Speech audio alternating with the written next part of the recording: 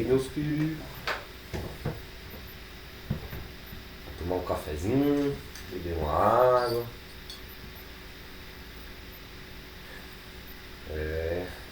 Muita informação. Mas por enquanto tá tranquilo, né, gente? Muita informação, mas é um pouco chato essa primeira parte. Às vezes aí eu posso ficar até um pouco sem assunto em relação a, a até administrar o nosso primeiro tempo, mas isso aí é só esses 3 primeiros dias mesmo, porque de acordo com o nosso cronograma que eu estou acertando aqui com vocês, a gente vai na segunda-feira iniciar propriamente nossos códigos. Então aí é que o negócio vai começar a ficar interessante. Vocês vão começar a pôr a mão na massa, vão começar a surgir mais dúvidas. Vou repetir de novo, não se acanhe, não deixe passar. Se tiver a dúvida na hora, professor, não entendi, pode repetir. Professor, fala mais devagar, que às vezes de vez em quando eu dou piso no acelerador e vou, tá? Então podem me chamar a atenção, podem interromper para poder fazer esse tipo de colocação, tá? Eu estou só reforçando isso porque pode ser que hoje e amanhã a gente talvez não cumpra o nosso horário habitual até 10h30, mas isso não é via de regra, porque a partir de segunda-feira, como vai começar o código propriamente dito, vai ser uma coisa mais complicada, aí falte até tempo pra gente, tá? Mas isso, com certeza, a evolução da internet foi muito fantástico. Eu como estou com. Lembro que uns 6 anos tinha internet 10 megas, estava ótimo. Hoje em dia tem 100 mega padrão. Com certeza, Ian. Com certeza. Cada vez mais a gente quer mais banda, né? Então, os streams estão cada vez mais pesados, os jogos também estão mais pesados. Hoje em dia, com essa questão de reuniões virtuais, como a gente está tendo aqui, eu falei para vocês, para mim está sendo uma coisa nova, ministrar a aula de forma virtual. Eu, sinceramente, trabalho com tecnologia desde que me entendo por gente. Nunca achei que fosse ser tão difícil fazer uma aula assim, mas a gente vai pegando o jeito e vai dando certo. E se vocês vissem aqui como é que tá aqui, tá uma loucura. Eu tive que transformar o escritório do meu sogro aqui quase que um data center. Passei cabo de rede para todos os computadores para ter disponibilidade e não ter perigo de a gente ficar fora. Então é isso, gente. Então, recapitulando, a partir de segunda-feira vamos entrar no Lua mesmo, bem mesmo nos códigos. Vou ver o que a gente vai fazer. A gente vai desenvolver alguns programas legais, tá? Então, dando continuidade agora, já que a gente encerrou esse módulo de internet e não restaram dúvidas, eu vou explanar algumas informações aqui para vocês sobre lógica de programação, tá? E os algoritmos. Eu não vou compartilhar a tela ainda com vocês porque eu não terminei de preparar os PDFs, então tá um negócio meio feio. Mas eu prometo que amanhã de manhã eu já disponibilizo lá na pasta do Drive da nossa turma todos os PDFs do algoritmo e lógica de programação. Também o PDF que a gente já vai começar a fazer no introdutório de Lua, tá? Que aí, finalizando amanhã, a gente vê se todo mundo, 100%, tá todo mundo com o seu computador instalado o VS Code, instalado o Sublime, instalado o Solar 2D, tá? Se tá tudo rodando redondinho pra gente quando começar todo mundo alinhado, bacaninha. Como eu falei também, tiveram alguns coleguinhas, parece que eu tô falando com a meninada. Tiveram alguns colegas de classe que faltaram hoje, né? Devido a problemas de gripado, ou então trabalho até aula, mas as aulas são gravadas aqui, vai dar tudo certo. Aí ó, o Vitor, aqui onde eu moro, área rural, a internet via rádio estava junto comigo até dezembro de 2021, com uns incríveis 1 megabyte por segundo. A fibra chegou há pouquíssimo tempo, foi uma transformação sem medidas. Sim, sim, Vitor, com certeza. Eu compartilho dessa sua, dessa sua alegria aí, porque é uma felicidade. Como eu falei, eu sou do Ceará, sou de Fortaleza, só que nos meus últimos anos, antes de me mudar aqui para Florianópolis, eu morei numa cidade lá que é tipo Palhoça. Se a gente for fazer uma comparação lá, que Florianópolis era Palhoça, o nome lá da cidade era Aquirás.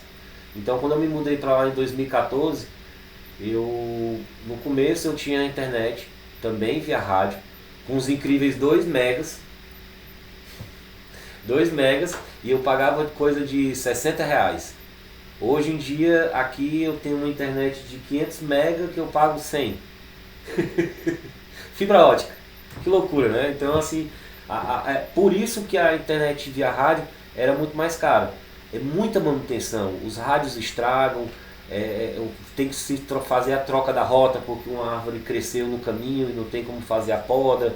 Então, fibra é sucesso, tá? E essa questão da velocidade que você falou também, às vezes o pessoal tem que se tocar, fica a dica. Não adianta você sair aí contratando internet de 500, 1 gigabit, se tu não prestar atenção se tua placa de rede ela é gigabit, senão ela vai estar limitada a 100. Eu vou ser bem sério para vocês, eu cometi um erro aqui na minha, e quando eu passei o cabo de rede lá para cá eu comprei categoria 5, e fiquei limitado a 100.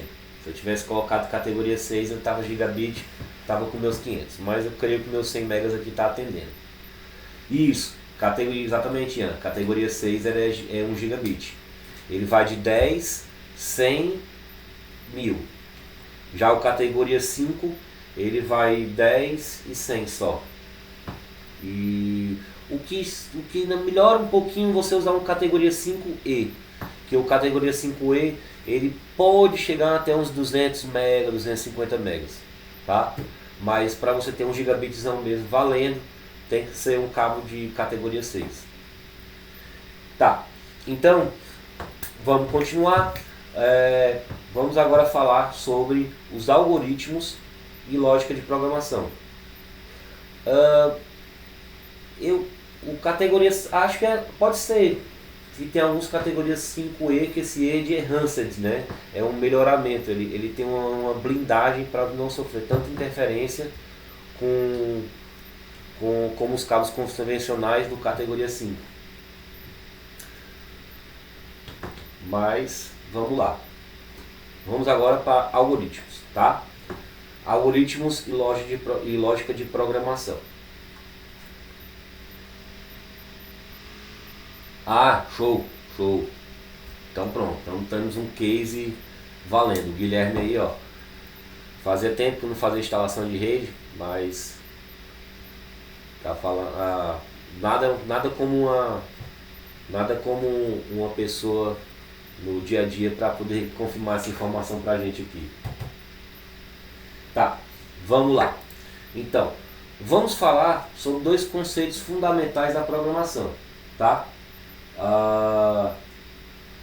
O algoritmo e a lógica de programação.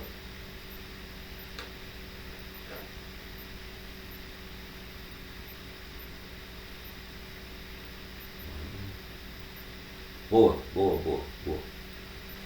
Tá. Esses 2 termos são essenciais para quem deseja aprender a programar ou entender como os programas de computador funcionam, tá? Vamos começar definindo cada um desses conceitos. O que seria um algoritmo? Um algoritmo é uma sequência de instruções bem definidas, organizadas, que visam realizar uma tarefa específica. Em outras palavras, um algoritmo é um conjunto de passos que um programa deve seguir para realizar uma tarefa. Esses passos são executados em uma determinada ordem. Geralmente, levam um resultado, levam a um resultado final. Um exemplo de algoritmo simples seria a receita de um bolo. Nela, você tem uma lista de ingredientes e instruções específicas sobre como combiná-las para criar um bolo. Como seria? Receita de bolo. Pré-aqueça o forno a 180 graus. Unte uma forma com manteiga ou óleo e polvilhe com farinha de trigo. Em uma tigela grande, misture 2 xícaras de açúcar, 3 xícaras de farinha, 1 xícara de leite, 1 de óleo, 4 ovos e 1 colher de sopa de fermento em pó a mistura seca. Misture bem todos os ingredientes com a colher ou batedor manual até obter uma massa homogênea. Se quiser, acrescente à massa 1 colher de sopa de essência de baunilha ou outro sabor de sua preferência. Próximo passo 7. Despeje a massa na forma untada e alise com espátula. Leve a forma ao forno e deixe assar por cerca de 30 a 40 minutos ou até que o bolo esteja dourado e um palito inserido no centro saia limpo. Retire o bolo do forno e deixe esfriar por alguns minutos antes de desenformar. Sirva o bolo simples ou acompanhado de uma xícara de café ou chá. Isso é um algoritmo, gente. Claro, não é um algoritmo do Facebook que consegue analisar o que tu está pesquisando naquele momento e depois ficar te sugerindo compras, querendo te vender algo, ou até escutando o que tu fala no celular para depois aparecer na tua linha do tempo do Instagram e do Facebook, tá? Mas é um exemplo simples de algoritmo. Isso a gente vai aprender que a partir do momento que a gente for fazer a nossa programação, nada mais, nada menos que a gente vai elencar os passos que o programa vai ter que executar para a gente. E o Lua, ele funciona dessa forma. Ele começa a ler do começo e vai até o final do código, tá? Então tem que estar organizado passo a passo, tudo na ordem direitinho. Eu não posso, por exemplo, simplesmente se é uma coisa que é para ser pré-aquecida, eu não posso colocar ela lá no final. Então, na hora de organizar todos os passos, eu tenho que colocar também a ordem direta, correta, para não ter erro. E o que é a lógica de programação? A gente viu o que é algoritmo. A gente vai ver o que é lógica de programação. Mas antes de ver o que é lógica de programação, eu vou fazer o seguinte. Eu vou dar uns 10 minutinhos para vocês aí, só para beber uma água aqui de novo. Eu quero que vocês bolem um algoritmo qualquer. Vocês pensem em uma situação. Tipo, fazer um bolo aqui e for fazer um bolo. Pode ser uma batata frita, lavar o carro, entendeu? O que eu faço de manhã quando eu acordo. Qualquer assim, atividade que vocês façam, tá? Eu vou dar aqui 10 minutinhos rapidinho para vocês bolarem aí, tá? E aí, quem for terminando, levanta a mãozinha que eu vou chamando na ordem para a gente poder dar uma exibida, beleza?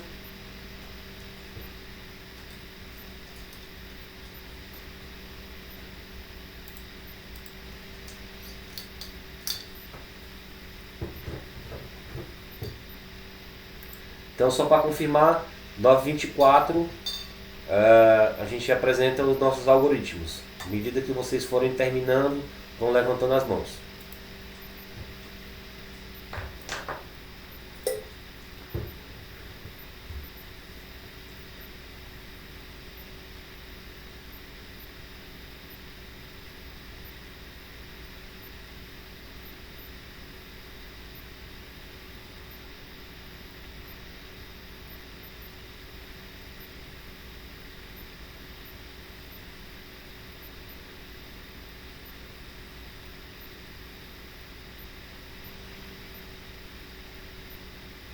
Claro, claro. Muito obrigado pela dica. Vou procurar fazer isso também. Tá bom? Valeu.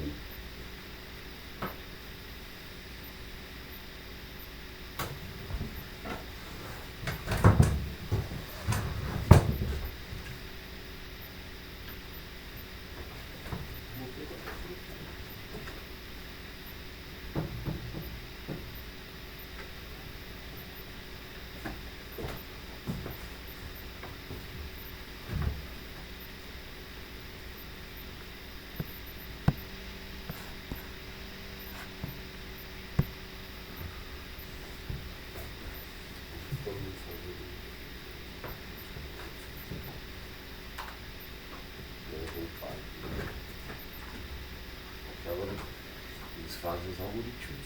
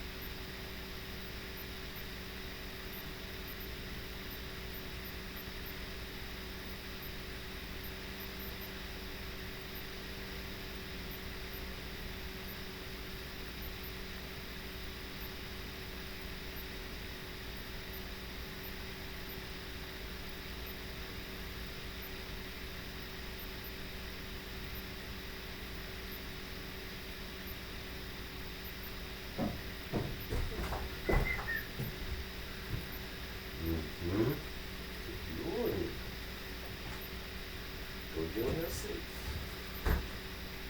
E agora ninguém.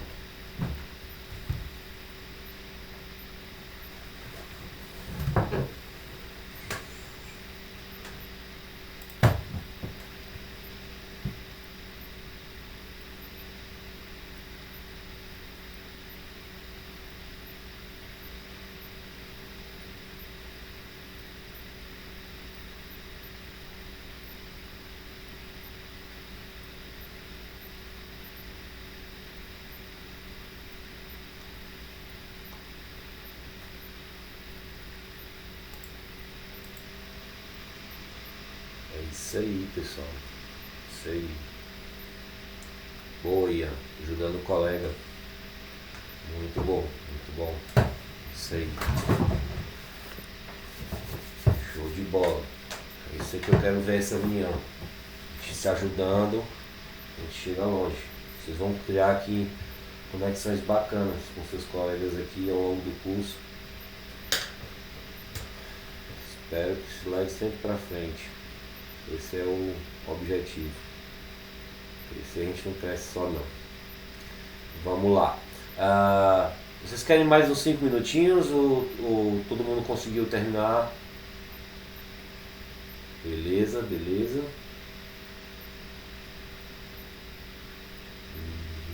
Luiz também.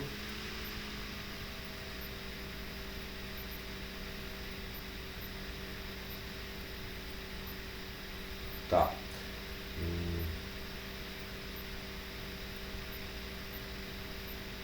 Tá. Vamos esperar aqui 5 minutinhos. Vou ficar aqui na minha aqui, tô aqui com vocês. Então 5 minutinhos a gente inicia nossas apresentações de algoritmo. Quem não tiver a cam e o microfone pode jogar no chat, que eu tô com o chat aberto aqui, exatamente para a gente poder ver os exemplos, tá?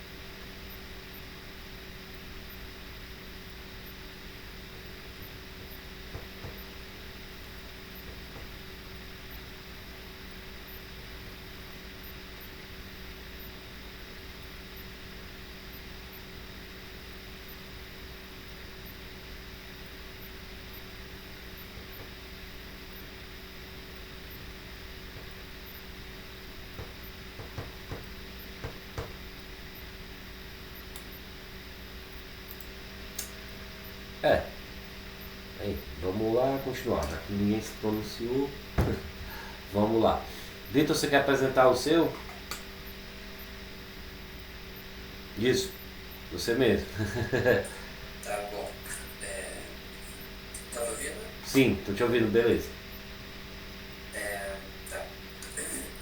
Como eu moro na área rural, eu trabalho na agricultura, eu fiz um procedimento que eu tenho que fazer todo dia para produzir os meus morangos, o produto, certo? Perfeito. Irrigar os morangos. Iniciar o dia. Aguardar 2. Aguardar a temperatura chegar acima de 14 graus Celsius. 3. Realizar mistura de 100 ml da solução nutritiva A e 150 ml da solução nutritiva B em 100 litros de água. Certo? 4. Bombear esta solução para a estufa toda. 5.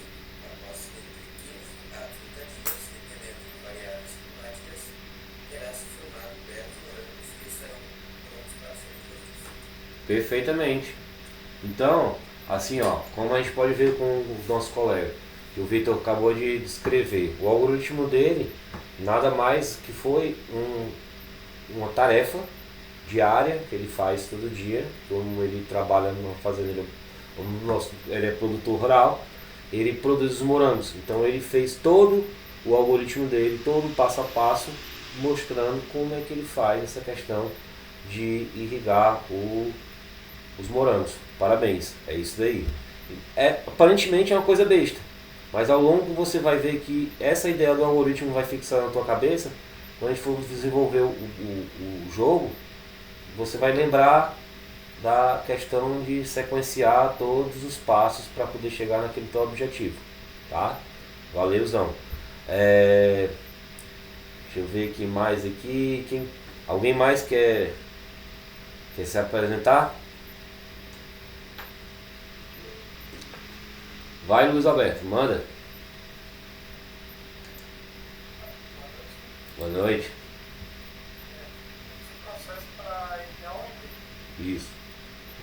Eu começo com apertar o botão de ligar no computador, gerar o sistema iniciar, aí eu inicio o browser, aí eu vou lá no site do preencho os campos de login e senha, aí eu pressiono o botão de entrar, eu espero o login ser efetivado, eu pressiono o botão de novo e-mail, eu preencho o campo de remetente, eu insiro o corpo do e-mail e eu pressiono o botão de enviar. Perfeitamente, Luiz. É exatamente isso. É outro exemplo simples que você pode mostrar a questão do algoritmo. É o passo a passo, tá? Então, se não tiver ninguém a mais para querer apresentar, a gente pode continuar. Alguém mais? Ó, Ariane aí, ó, compras do supermercado. Entrar no supermercado mundial do cartão, boa, é boa para os esquecidos. Pegar a cestinha, procurar os produtos, se dirigir ao caixa, sacar o cartão, pagar a conta, sair. Simples. O que vai definir se o algoritmo vai ser maior ou menor vai ser basicamente só tu destacar, esmiuçar mais aquela tarefa. Que aí você poderia, por exemplo, ali, ó, na hora de sacar o cartão, aí você abre a bolsa, pega na carteira, abre a carteira, tira o cartão. Então você ia aumentar o teu algoritmo com coisas mais específicas. Mas ele não deixa de ser um algoritmo também, porque afinal de contas tu listou todo o teu passo a passo. Muito boa, né? Parabéns. Então, gente, ficou bem claro essa questão de o que é um algoritmo, beleza? É importante que essa ideia fique já fixada para a gente poder dar continuidade. Então, o que é a lógica de programação? Agora vamos para a lógica de programação. A lógica de programação é o processo de criar algoritmos para solucionar problemas, tá? Então, A lógica de programação é como eu vou criar um processo com os algoritmos que no final eu consiga solucionar problemas. É basicamente uma habilidade que a gente tem de pensar de forma estruturada e lógica para criar soluções eficientes e eficazes ao problema. Tá? No que é que essa habilidade se propõe? Ela propõe o quê? Você pegar e dividir o problema em partes menores, resolvê-los de forma individual, para depois combiná-los novamente, assim obtendo uma solução maior. Tá? Então, a lógica de programação é a base para a construção dos programas de computador. É uma habilidade essencial para todo programador. Você tem que, assim, a lógica de programação é basicamente o que a gente pode resumir em regra de negócio. Tá? Vocês viram aqui que o exemplo do Victor, tá? Que ele lá vai fazer a irrigação dos morangos. Tá? Aqui dali é uma das atividades que ele deve fazer ao longo do dia. Então, a lógica de programação é basicamente o quê? Se eu fosse elencar todas as outras atividades que ele faz durante o dia, seriam todas as atividades algoritmos dele durante o dia, tá? Eu organizaria que no final do dia eu executando todos esses algoritmos, eu teria feito todas as atividades que ele necessitava de forma individual. Porque vamos supor que lá vamos dizer que ele, além de produzir morango, vamos dizer que ele produza crie galinhas, tá? Então ele vai ter que criar um algoritmo lá, como ele vai fazer para cuidar das galinhas, separar a ração, misturar farelo de milho com suplemento para as galinhas, ver se elas têm água, ver a questão de ventilação, ver se a temperatura lá onde eles ficam está tudo ok. Então ali já seria outro algoritmo. E aí ele dividindo cada uma dessas tarefas dele em partes menores, no final do dia ele chegaria ao objetivo dele. O programa dele seria ao final do dia ter concluído todas essas tarefas. Tá? Então, quando ele fosse montar um programa que fosse ajudar, vamos supor, a gerenciar o dia a dia dele, ele teria que formular todas as informações de um jeito que coubesse no programa. É a lógica de programação, é a regra de negócio. Então ele sabe que para ele obter aquele resultado no final, ele tem que fazer e como fazer.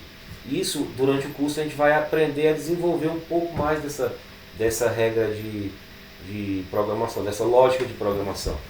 É tu entender uma forma de transformar aquilo que tu quer, tu faz no dia a dia, num programa para auxiliar a tua vida.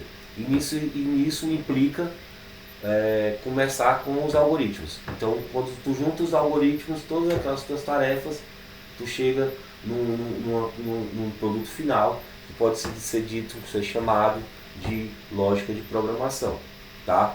Então, em resumo, essa parte que diferencia uma coisa do outro, um algoritmo nada mais é que uma sequência de instruções que o programa deve seguir para realizar uma tarefa específica.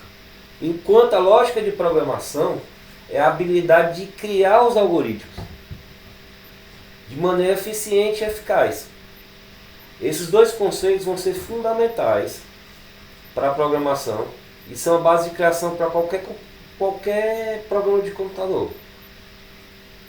Eu espero que essa apresentação rápida ela dê um norte para vocês, porque ela vai ficar mais, vamos dizer assim, ela vai ficar mais perceptível A partir do momento que a gente começar a executar mesmo, na segunda-feira que a gente colocar a mão na massa, que a gente começar a desenvolver os nossos programas. Porque a gente vai começar ali no básico, o famoso Olá Mundo. Uma das primeiras coisas que a gente vai ter que aprender a fazer é Olá Mundo. Porque se a gente não colocar Olá Mundo, vai dar azar. Uma lenda que existe entre nós programadores, que quando você vai começar a desenvolver, a programar, a primeira coisa que você vai ter que aprender vai ser o Hello World, o famoso Olá Mundo. Então, basicamente, essa é a diferença entre algoritmo e linguagem de programação, tá? Seguindo nessa questão da linguagem de programação, né? As linguagens de programação, elas são utilizadas para criar programas de computador que executam as tarefas específicas. Tarefas essas que são os nossos algoritmos, tá? Esses programas podem ser aplicativos, sistemas operacionais, jogos, softwares de segurança, entre outros. Em outras palavras, as linguagens de programação permitem que os programadores escrevam códigos e que os computadores possam entender e executá-lo. É aquilo que eu falei anteriormente. O computador não faz nada pela cabeça dele. O computador é uma máquina, e como toda máquina ela precisa de uma instrução, e aí ela vai executar as tarefas dela de acordo com o que ela foi instruída, certo? Existem muitas linguagens de programação diferentes, cada uma com suas próprias características e usos específicos, certo? Algumas linguagens de programação são mais adequadas para tarefas específicas, como manipulação de dados e criação de interfaces gráficas de usuários, tá? Enquanto outras são mais versáteis e podem ser usadas por uma variedade de aplicações diferentes. Por exemplo, tá? A linguagem de programação conhecida como SQL. SQL é Structured Query Language, é linguagem estruturada de pesquisa. Então, quando você fala de bancos de dados, geralmente vai vir na sua cabeça, isso vai acontecer com vocês. Depois do curso, vocês não vão parar por aqui não. Se vocês forem ver essa parte web, que essa parte web, ela tem essa ligação do front-end, que a gente vai ver praticamente o front-end aqui, que é o que o cliente vê, né, o que a pessoa final vê. Ela tem essa ligação com o pessoal do back-end, que é o pessoal do banco de dados e tudo mais. Então assim, ó, se tu tem um banco de dados em SQL, que é uma linguagem de programação estruturada, de pesquisa estruturada, tá? Pesquisa de solicitações estruturada, o que acontece? Tu tá lá na página fazendo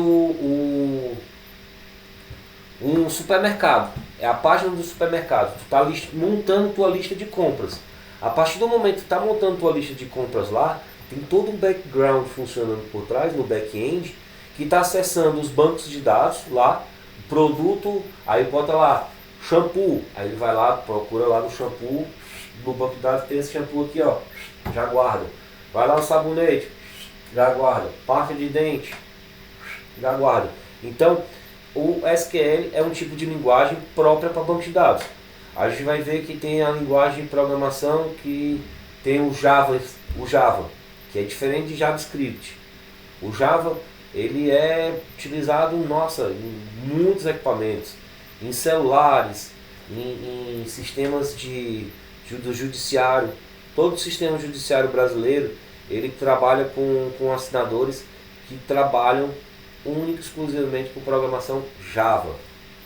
Por isso que eu disse, eu me surpreendi bastante depois que eu fiz o meu curso de desenvolvimento web. A gente viu o back-end e o front-end. Eu achava que o back-end era difícil, mas é uma maravilha comparado ao front-end, tá? Mas isso é questão de gosto para cada um, tá? Então vocês vão ver essas diferenciações.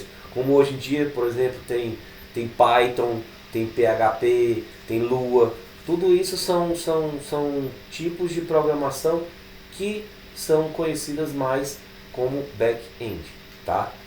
E em programação para front-end, a gente tem já o que a gente vai aprender aqui no curso, que é o HTML5, tá?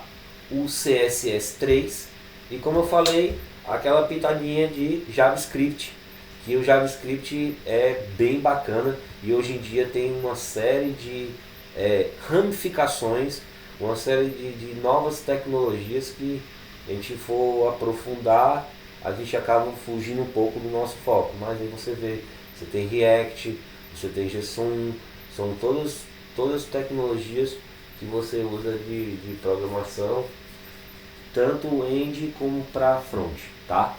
Então, aquele conceito que eu estava falando do back-end é basicamente uma parte do servidor. Toda vez que a gente fala back-end, a gente tem que botar na nossa cabeça que isso a gente está falando da parte do servidor propriamente dito, por trás dos panos, tá? Que é a parte que a aplicação lida com a lógica de negócio. Lembra que eu falei da regra de negócio? É exatamente a lógica de negócio. A persistência dos dados e outras funções que não são visíveis para o usuário final. Tudo aquilo que rola por debaixo dos panos, tá? Ele é responsável por gerenciar a comunicação com o servidor e armazenar os dados dos bancos de dados. O back-end é construído utilizando tecnologias, como eu falei anteriormente, Java, Python, PHP, Lua, SQL, entre outros. Falei que os mais conhecidos são, tá? E você tem o front-end, que é o que a gente vai ver aqui no curso, que também é conhecido como a parte do cliente, é a parte da aplicação que é visível, ela é interativa com o teu usuário, é a interface do usuário, o famoso UI, que é User Interface, a qual permite que os usuários interajam com o sistema. O front-end é construído utilizando as tecnologias como HTML5, CSS3, JavaScript, que todos eles são responsáveis pela aparência, funcionalidade e usabilidade da aplicação, tá, gente?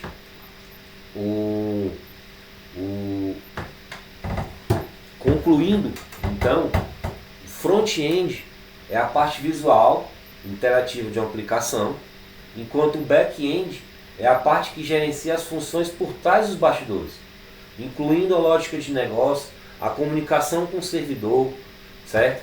E o front-end e o back-end são igualmente importantes, pois eles têm que trabalhar juntos para a criação de uma aplicação completa e funcional. Um não existe sem o outro, né? O back-end e o front-end é basicamente quando a gente fazia uma diferenciação do o que é hardware e o que é software. Software é o que você xinga, hardware é o que você chuta. Isso é básico para uma piada interna para o pessoal de tecnologia. Então, da mesma forma que você tem um back-end e um front-end, que um não vive sem o outro, né? Porque um é a aplicação por baixo dos panos e o outro é a aplicação propriamente dita, que é visível, que o cliente vê. Ele não vê toda aquela transação que está ocorrendo ali por debaixo dos panos, tá? Então, esses aí são alguns conceitos que a gente tem que ter em mente, que a partir de amanhã, de acordo com o cronograma aqui, nós vamos começar a ver Lua, né? A linguagem Lua. Eu vou passar inclusive para vocês um livro em PDF sobre o Lua. Vou colocar logo mais no grupo, tá? Livro Programando em Lua. Quem tiver uma curiosidade, ele está em PDF, então portátil, dá para carregar no celular, tem que um livro aí, dá uma olhadinha. Ele vai ajudar bastante vocês nesse curso, porque afinal de contas, como a própria Cleusa disse, nosso curso aqui é bem enxuto, são 3 meses, o meu foi de 6 meses, a gente ainda teve que correr, imagina nos 3 meses, essa coisa mais devagar aqui vai mudar. Então assim, voltando de novo, perguntando, alguma dúvida, alguma coisa que vocês queiram colocar, alguma coisa que vocês queiram falar para a gente dar continuidade aqui? Ou tá tudo ok?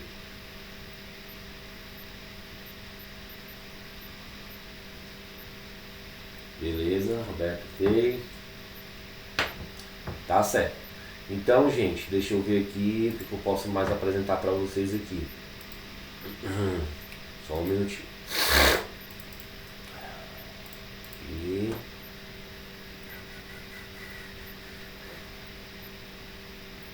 aqui, frontinho, se eu tiver essa chave aqui.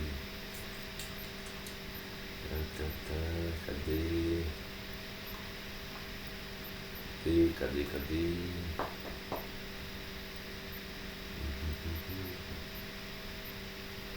Aqui, frontinho, deixa eu ver aqui, pronto. Então, pronto. Lua, só a lua. Isso. Tá. Eu vou fazer uma pequena introdução só em relação à lua, porque a gente amanhã já vai entrar nesse assunto, tá? Como já está chegando aqui perto das 10, faltam 10 minutinhos, eu vou só fazer uma introdução rápida aqui. Ah, Marlina, pronto.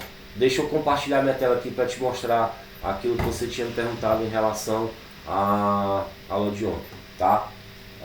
Deixa eu compartilhar minha tela aqui. Deixa eu puxar para cá. Isso. Então vamos lá. Deixa eu apresentar aqui. Tela cheia. E então, vai.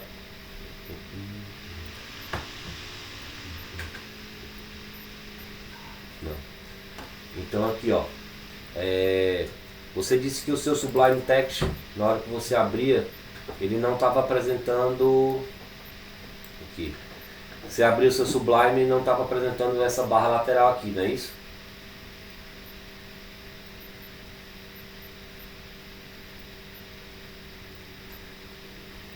Tá bem baixo.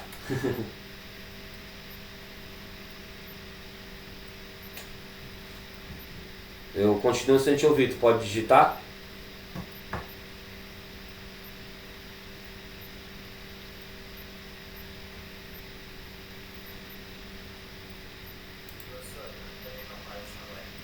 Não, beleza. Então assim, ó, ele deve estar assim, né? Dessa forma.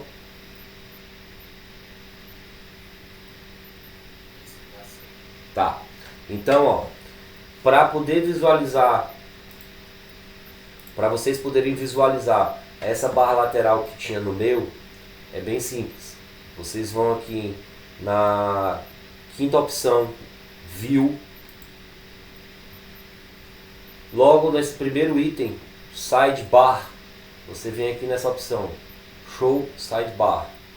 Quando você clicar nela, ele vai habilitar essa barra lateral. Essa barra lateral, quando a gente começar a desenvolver, vai ser File Edit Selection, sumiu também tudo de cima, tá? Vou ver já exemplo para você também. Então assim, ó, essa sidebar aqui vai ser importante pra gente. Por quê? Porque nela a gente vai ter todos os nossos recursos que a gente vai estar trabalhando. Vocês vão ver que quando a gente começar a trabalhar no jogo, a gente vai trabalhar sempre com o arquivo main.lua, que é onde vai ter toda a programação. Tem o config.lua, que eventualmente, se fizer necessário, a gente pode fazer também algumas alterações nele, em relação aos frames por segundo, ali você vê os FPS, tá? A escala dele e width e height. Width é o comprimento e o height é a altura dele, tá? Então ali está 1024 por 768, que é uma resolução geralmente de monitor, tá? Então deixa eu ver aqui, o Marina, sumiu também a tua barra de cima, né? Deixa eu ver aqui uma coisa. Show.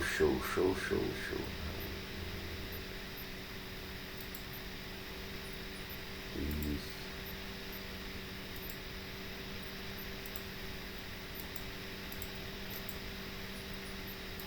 Ó, fiz um hide menu, ele sumiu o menu.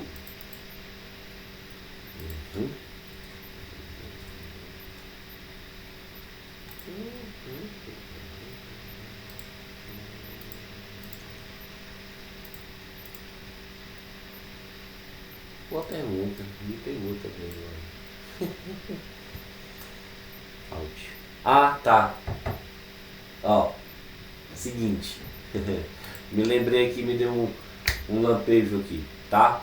Então, ó, Marina, tá igual ao seu agora, tá? Isso. Essa aba da esquerda, folders, aparece somente quando você vai em File e clica para abrir alguma pasta. Correto. Mas você pode também fazer com que você esconda ela e abra ela, tá?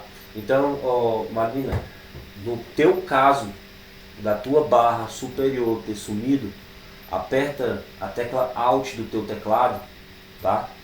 Que ela vai aparecer, tá? E aí tu vem em View e bota Show Menu, que aí ela vai fixar novamente, tá? Ó, ela não some mais. Tenta fazer isso aí no teu. Clica com o Alt do teclado, View, Show Menu. Aqui o meu tá aparecendo Hide, é porque ele vai, se eu clicar em Hide ele vai esconder. Se ele não está sendo mostrado, ele vai dar a opção Show. Que nem aqui embaixo, ó, no console. O console não está sendo apresentado, então ele vai mostrar para mim Show. Que bom, deu certo. Show. Show. Então, se eu não quiser ver o console, eu dou um Hide console. Isso serve para todos os outros, tá? Então, geralmente, quando a gente vai fazer aqui um new file, ele abre uma aba nova, ou posso simplesmente clicar aqui, tá? Isso quando a gente for começar a programar na segunda-feira, eu vou mostrar para vocês como vai se dar tudo isso. O ideal, geralmente, a gente cria uma pasta, a pasta em si, ela é criada lá no Solar 2D, quando a gente vai iniciar o projeto, tá? Ele inicia uma pasta dentro do Corona Projects com já um arquivo main.lua. E aí a gente abre esse arquivo main.lua. O meu aqui, no caso, eu posso abrir os arquivos main.lua em várias outras formas diferentes. Eu posso abrir no VS Code, eu posso abrir no Notepad, eu posso abrir onde quiser. Deixa eu ver aqui em documentos, CPDI, que tem aqui os arquivos antigos, CPDI,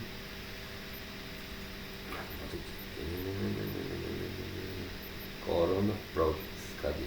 Ó, Corona Build Apps, que são os que foram aplicativos que eu já consegui buildar, como foi a pergunta de ontem, né? A gente builda ele, transforma ele em APK, e aqui a gente tem o Corona Projects. No Corona Projects vão ficar todos os projetos que foram criados através do Solar 2D. E em cada pasta dessa, ele automaticamente vai criar subpastas, que são que vão trabalhar o jogo propriamente dito. Por exemplo, como eu falei, ele sempre vai criar um arquivo chamado main.lua. Então, se eu clicar com o meu botão direito aqui no main.lua e abrir com, ele vai me dar uma listagem do que eu posso abrir. Ó. Eu posso abrir com Visual Code, ou posso também associar ele ao nosso amigo Sublime Text. No de vocês, quando a gente começar a ver, a gente vai ver se tá bacaninha, tá associado, que a gente pode fazer essa associação. Se vocês preferirem, quem vai preferir utilizar o VS Code, ele vai ficar mais ou menos desse jeito. Quem preferir utilizar o Sublime, ele vai se apresentar de uma forma diferente. Mas é como eu disse, basicamente ambos fazem o mesmo papel, tá? Até se você quiser abrir aquele bloco de notas, o Word, quiser escrever teu código no Word, ele também vai rolar. Só que quando a gente utiliza o Sublime ou o VS Code, ambos têm uma familiaridade com esse tipo de arquivo .lua, tá? Então, ó, aqui é visualmente, como eu abri aqui aquele meu código, né, do main.lua, tá aqui o nomezinho dele, o símbolozinho do Lua. Você pode ver que o legal do VS Code é porque ele cria ícones identificando cada das extensões que você está trabalhando. Se eu for abrir aqui um HTML, ele já vai abrir os colchetezinhos. Se for abrir um Java, ele já vai aparecer outro ícone diferente, uma xícarazinha de café, que é a do Java, e por aí vai, tá? Esse aqui é o legal, o VS Code tem todo esse visual bacana, tá? Então, se eu abrir agora esse mesmo arquivo lá pelo nosso queridão lá, o Sublime, vai ser praticamente quase a mesma coisa, ó. Vou vir aqui, ó, File, Open Folder, vou selecionar aqui o que eu quero, documentos, Corona Projects, sempre vocês vão ter que vir procurar em Corona Projects, e aí eu venho aqui, por exemplo, no Start Explorer, aí seleciona a pasta. Viu aqui como o nosso colega Ian estava falando? A gente abriu a pasta do Start Explorer. A gente não abre só um arquivo propriamente dito. Quando a gente abre toda a pasta do projeto. A gente tem acesso a tudo, porque determinadas configurações vão ficar no main.lua, tá? Ou em alguns outros componentes, como o menu, o game, a config.lua, que eu já falei que é mais questão de resolução, tá? E pasta de imagens, ó. Você tem aqui a pasta de imagens, ele é legal que ele visualiza isso, tá? A pasta de imagens, você, por exemplo, já tem aqui, que a gente geralmente utiliza. A gente vai ver que tem alguns nomes específicos que nós utilizamos, tá? Como BG, que é background, é a abreviatura de background, que é fundo. Aí você tem aqui a foto do game over. As pessoas que já trabalham com design gráfico podem ver que todos esses arquivos a gente está colocando em PNG. Por que PNG? Porque o PNG ele não tem fundo, tá? E aí fica mais fácil de você trabalhar com essa parte do visual. Restart, idem, sem fundo. Os sprites, que são as animações que a gente vai ver que ao longo do desenvolvimento do jogo, essas sprites vão dar movimento. A gente vai conseguir dar movimento àquelas fotos ali. No caso aqui você vê que eu tenho uma sprite da nave, do tiro e de 3 asteroides. No jogo propriamente ele vai ver que essa sprite vai se movimentar. E aqui o nome do jogo está Explorer. Eu vou até para finalizar hoje, já que a gente começou a entrar já nessa preparação do Lua, para a gente poder ver a programação do Lua, eu vou mostrar aqui para vocês como é o Star Explorer rodando mesmo, tá? Vamos abrir aqui o Solar 2D, tá como Corona Simulator. Puxar aqui o queridão aqui. Lembra do console que eu falei, ó?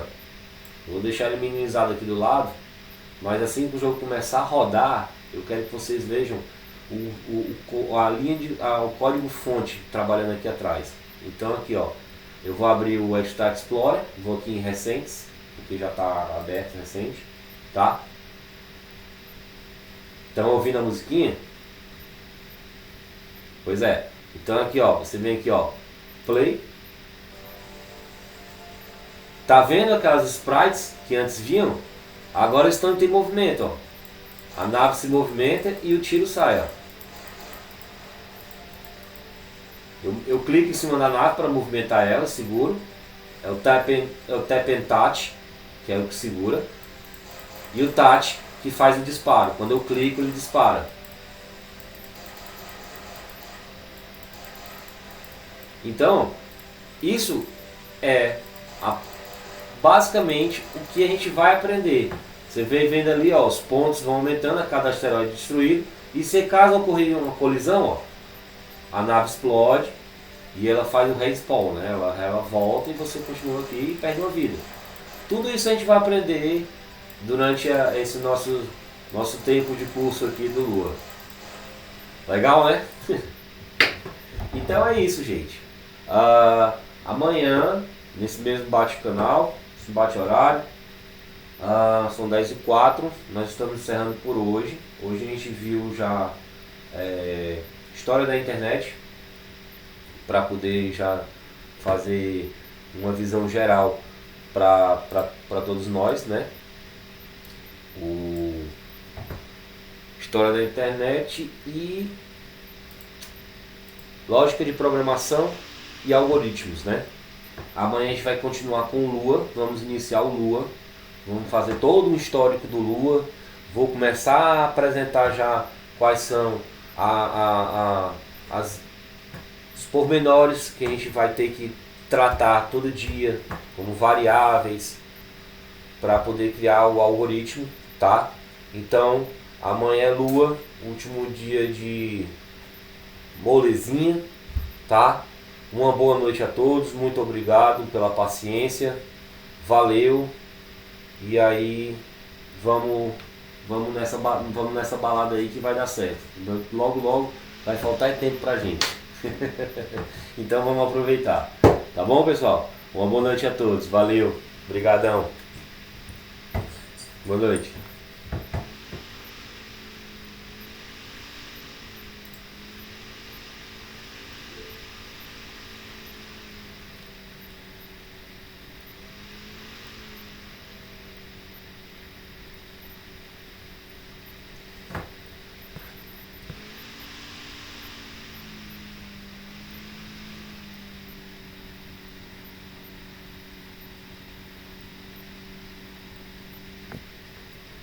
Boa noite.